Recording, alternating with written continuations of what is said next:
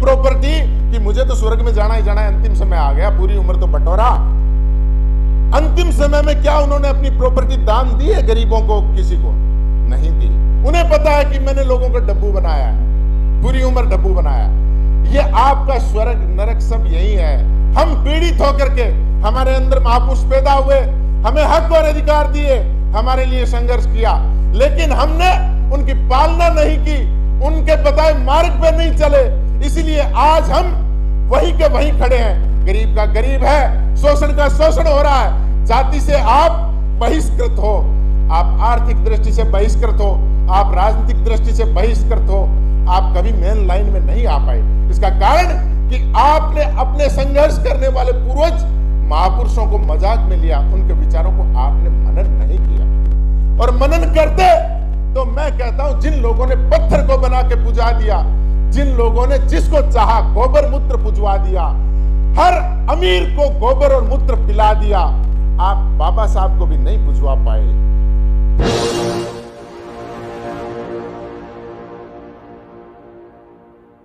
सबसे पहले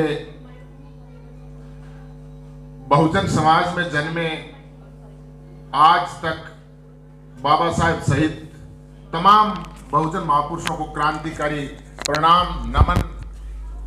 और आप मंच पर विराजमान आज के इस कार्यक्रम के मुख्य अतिथि, विशिष्ट अतिथि और सम्मानित हॉल में विराजमान मातृशक्ति के रूप में माताओं, बहनों और पितातुल्य बुजुर्गों, युवा क्रांतिकारी साथियों, दंपत के अग्रज और संस्थापक मान्यवर जय भीम प्रकाश जी और इनके साथ आज के इस आयोजन में जो दिन रात मेहनत करके ये जो आयोजन रखा, संपूर्ण टीम को मैं क्रांतिकारी जय भीम करता हूँ, नमो बुद्धाय, प्रणाम करता हूँ, नमस्कार करता हूँ।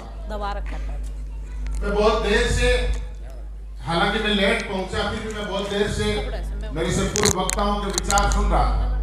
और आप जो देश के कोने कोने से आचार्य, यहाँ पर वकील साहब की टीम जो वकील साहब से कोचिंग लेकर के तैयार होकर के आज इस सभा में आई है, तो मुझे लगता है कि मैं आपके बीच में कोई बहुत ज्यादा विद्वान नहीं हूं।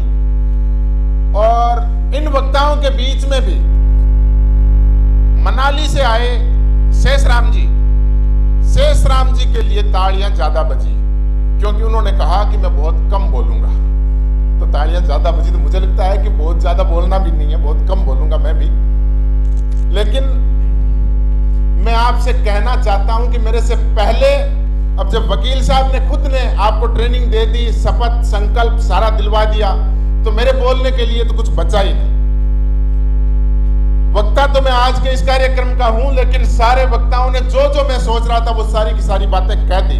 तो अंतिम वक्ता के रूप में मेरे पास कुछ बचा ही नहीं कहने के लिए। आप पूर्व में भी बहुत विद्वान हैं और इस दंपत संघ से जुड़कर यदि आप काम कर रहे हैं और तथागत गौतम के बताए मार्ग पे काम कर रहे हैं, निसंदेह आप बहुत विद्वान हैं। आप मनुष्य जीवन के वो अग्रणी मानव है जो जाति और धर्म को नहीं, मनुष्य को निखारने का काम कर रहे हैं।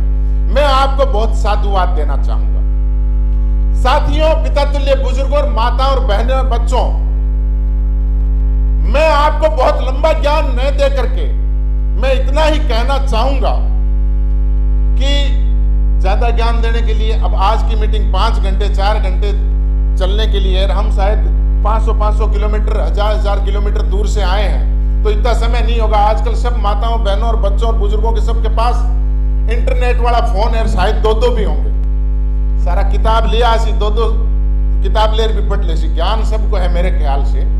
लेकिन मैं आपसे निवेदन यही करना चाहता हूं कि हम यदि हॉल के अंदर बैठे हैं, वो लोग निष्ठावान बन जाएं, अपने भीतर सुधार कर लें और तथागत बुद्ध के बताए मार्ग को अपने अंदर उतार करके अपने को संकल्पित कर लें, तो निसंदेह बदलाव आ जाएगा।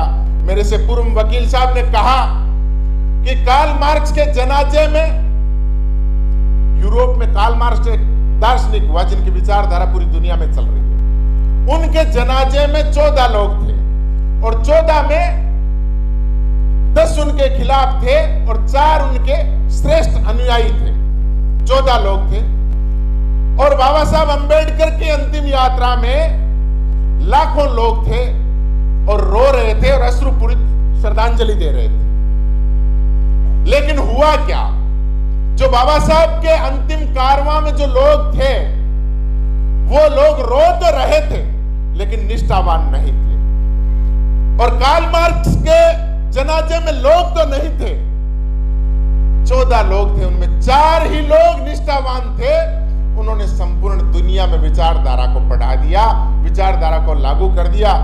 और हमसे पूर्व में ये जो सीनियर लोग बैठे हैं, छात्र जीवन में जिन्होंने एसएफआई में काम किया है, वो कार्ल मार्क्स की विचारधारा से प्रभावित है। वो ताउम्र कॉमरेड बन के रहता है, वो विचारधारा नहीं छोड़ता। वो भूखे मर जाएगा लेकिन विचारधारा नहीं छोड़ता। हम लोगों को भी दृढ़ निश्चय और संकल्पित होने की आवश्यकता है। हम अंबेडकरवादी तो बनते हैं लेकिन दिखावे का नीला गमछा पहनेंगे, दिखावे का जय भीम बोलेंगे, दिखावे को हम धम के कारवां में आगे पीछे डोलेंगे, लेकिन अपने घर में, अपने खुद के मन में हम काम नहीं कर पाएंगे, अपने आप को नहीं बदल पाएंगे। तो निसंदेह हम भी वहीं चलेंगे, ताक के वो 3 पार, हम वहां तक ही चल पाएंगे। 1,000 किलोमीटर से 500 किलोमीटर से आकर के वकील साहब का, नीलम जी का और उनकी टीम का जीवन बर्बाद करने का कोई औचित्य नहीं होगा यदि हम इनसे सीख करके अपने आप में धारण करके नहीं गए और हम आगे कुछ नहीं बढ़ा पाए। तो हर व्यक्ति हमारे अंदर पैदा होता है। हजारों वर्ष पहले कबीरदास जी पैदा हुए, उन्होंने भी उस पाखंड का विरोध किया जिनका बाबा साहब ने 70 साल पहले किया। उन्होंने हजारों वर्ष पहले कहा कि पत्थर पूजे हरि मिले तो मैं पूजूं पहाड़, ताते जे चाकी भली पीस खाए संसार, बी ना हो तो घट्टी आछी वे जके वाटो पीसर तो खावा।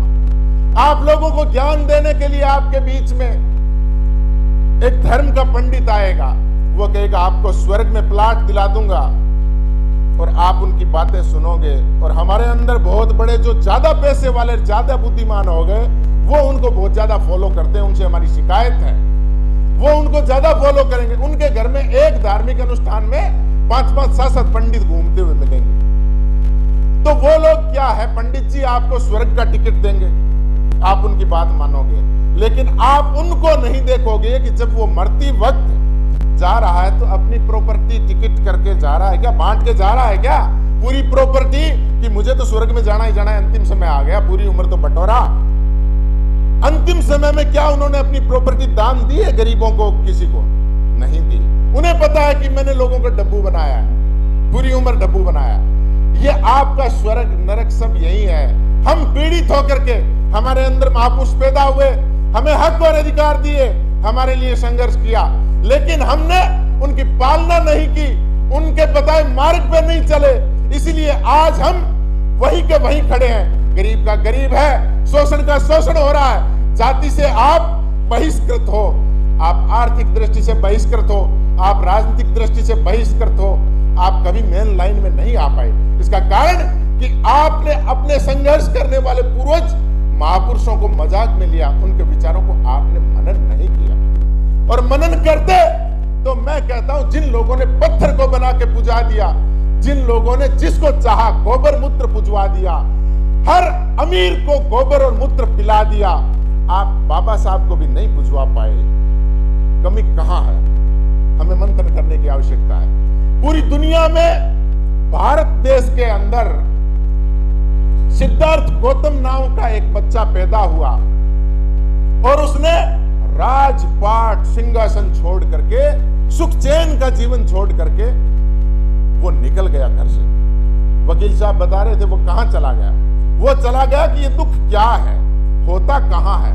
और ये आदमी जब खोज करता है तो मैं कहता हूं वो वहां चला जाता है जहां से दुख पैदा होता है, वहां से नष्ट कैसे किया जाता है, उसका निवारण का उपाय क्या है, उसका वहां तक आदमी पहुंच जाता है। लेकिन हम सुख की खोज में रहते हैं, हमें मिला नहीं। हजारों पीढ़ियों से, हजारों वर्षों से, सदियों से हम दुख में ही जन्मते हैं, दुख में ही मर जाते हैं। हम खोज सुख की करते हैं लेकिन रास्ता सुख वाला नहीं लेते। इसलिए मेरे आप अग्रज महानुभाव जो बैठे हैं, मैं आप लोगों से निवेदन करना चाहूंगा कि आप 24 घंटे में आपके लिए जो संघर्ष कर रहा है, आप उनकी बड़ाई करना शुरू कीजिए, आप उनको साधुवाद देना शुरू कीजिए। इससे हमारे अंदर जो जहर चल रहा है वो खत्म होगा। हमें चुगली नहीं करनी, हमें चोरी नहीं करनी, हमें जारी नहीं करनी, हमें झूठ नहीं बोलना। यही तो तथागत बुद्ध सिखाते हैं। और बेहतर जो बातें हैं, मानव कल्याण की जो बातें हैं, वो बातें हमें प्रचारित करनी है। क्यों नहीं करेंगे? देखिए, राशन की दुकान में निःशुल्क वितरण का जिस दिन कहा जाता है कि निःशुल्क राशन वितरण किया जाएगा, मैं कहता हूं उस दिन गरीब और अमीर सारे लग जाते हैं लाइन में कि यार लेना है, फ्री मिल रहा है, लेना है। ठीक उसी तरह आपने नफा और नुकसान, फायदा और नुकसान आप लोग, हम लोग बता नहीं पाए लोगों को, इसलिए हम अकेले बैठे हैं। और लोगों की जो विचारधाराएं, हमारे खिलाफ विचारधाराएं हैं, वो आज हमारे ऊपर चढ़ के बोल रही है। ये कमी कहां है कि जो अच्छाई है, ऐसा कोई भी भला आदमी या बुरा आदमी या भोला आदमी ऐसा नहीं हो सकता जिनको आप अच्छी बात बताओ और ग्रहण नहीं करें।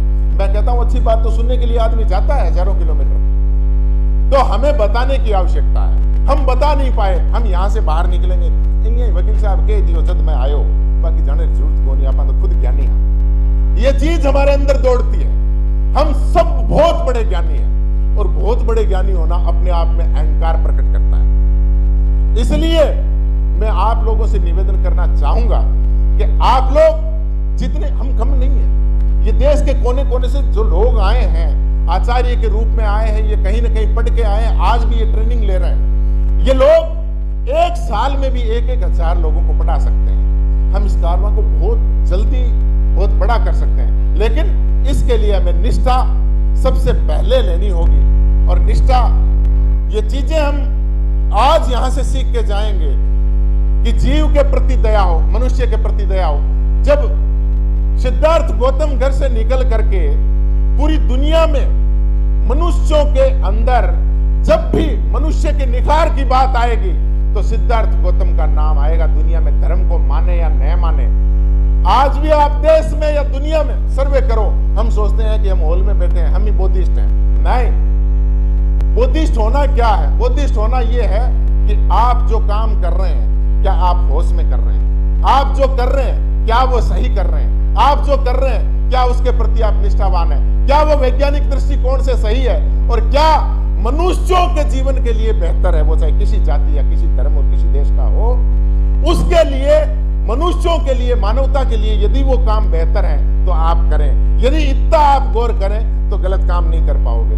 तो इसलिए देश के अंदर मैं कहता हूं कि जो अस्पताल चल रहे हैं वो भी बोध की एक ट्रेनिंग है। मेरा मानना है, ये मेरा तर्क है कि अस्पताल में वैज्ञानिक दृष्टिकोण से मनुष्य को बचाया कैसे जा सकता है, मनुष्य की बीमारी का इलाज कैसे हो सकता है, यही तो बौद्ध पद्धति है, यही तो तथागत बुद्ध कहते हैं। तो वहां भी है, स्कूल कॉलेजेस है, वहां भी मैं चाहता हूं कि वहां भी वैज्ञानिक दृष्टिकोण की बात होती है और मानवता को संवारने की बात होती है। यही तो बौद्ध पद्धति है।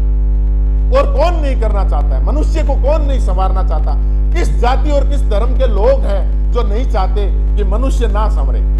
सब संवारना चाहते हैं, लेकिन इसके पीछे एक पाप चला आता है। वो पाप ये है कि मनुष्य, लोग संवरे या न संवरे, मैं संवरूं, मेरे गाड़ी घोड़े बंगले कंपनियां फैक्ट्रियां पैसे ये सब कुछ नौकर चाकर मेरे हों। इस पाप के चलते ये दुकानें चल रही है और हर चीज फर्जी साबित होती है। हमें इस चीज से ऊपर उठना है, एक निष्ठावान कार्यकर्ता बन करके, निष्ठावान व्यक्ति बनके, निष्ठावान इंसान बनके, बाबा साहब का अनुयायी बनके हमें काम करना है। हम यदि काम करें तो हम बेहतर कर पाएंगे। चाहे जीवन में आप 5 लोगों को ही करो, आप सही मार्गदर्शन दो, आप अच्छा मार्गदर्शन दो, मैं कहता हूं कारवा वापस नहीं जाएगा, कारवा इससे पीछे नहीं जाएगा, कारवा आगे जाएगा। वकील साहब के लिए मैं 2 लाइन कह के मैं मेरी वाणी को विराम दूंगा। शायद मैंने पहले शुरुआत में कहा कम बोलूंगा, ज्यादा बोल गया।